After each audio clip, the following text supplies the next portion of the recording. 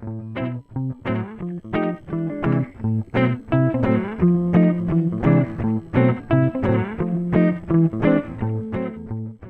médiathèque Armel de Vim de Pornic et la librairie L'Embellie de la Bernerie lancent un café lecture ado. Vue sur la mer et les pieds dans le sable, j'ouvre pour vous, curieuses oreilles, le programme. 3 sélections de livres par année, on parle d'année scolaire qui démarre en septembre, et à chaque sélection, sa thématique. Des romans, des BD, des mangas, des documentaires pour tous les goûts et de toutes les couleurs. La sélection d'automne nous projette parfois dans le futur, mais cause aussi et surtout du présent. Elle parle du pétrole, du climat et des déchets que nous produisons. Elle évoque aussi bien l'anxiété que l'espoir. 6 titres composent cette sélection. D'abord, 2 bandes dessinées. Résilience, les terres mortes de Louise Jor et Augustin Lebon, aux éditions Casterman.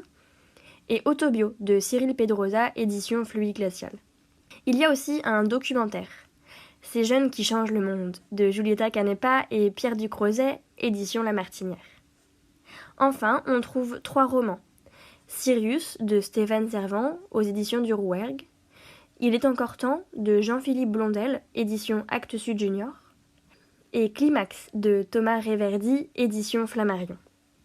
Pour ouvrir le bal de ces capsules audio, je vous propose d'écouter tout de suite l'avis de Lou sur l'une de ces lectures. Et nous serions aussi curieux de savoir ce que vous pensez des livres, si vous les avez lus ou lorsque vous les aurez lus. Dites-nous.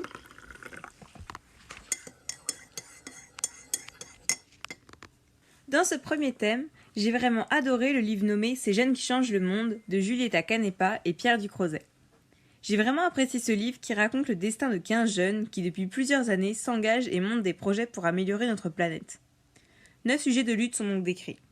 Personnellement, les 6 qui m'ont le plus marqué sont les luttes pour l'égalité, le droit à l'éducation, avec les portraits de Malala Yousafzai et de Muzun Al-Melehan, et le climat avec Greta Thunberg.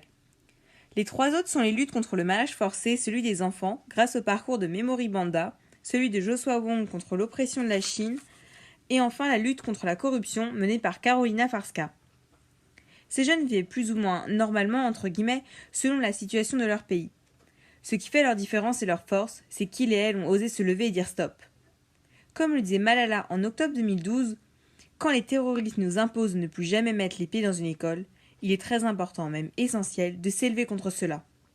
Je pense qu'il est important que nous, adolescents, ayons pour modèle d'autres adolescents qui nous motiveront à lever le poing et la voix. Bref, je vous conseille vraiment ce livre qui apporte des témoignages poignants, ainsi que des chiffres effroyables, qui, je l'espère, changeront rapidement. Les livres sont à retrouver dans les rayonnages de la médiathèque, comme dans ceux de la librairie. Pour retrouver d'autres chroniques des lectures de Lou, jetez un coup d'œil sur son profil Instagram, tout simplement écrire.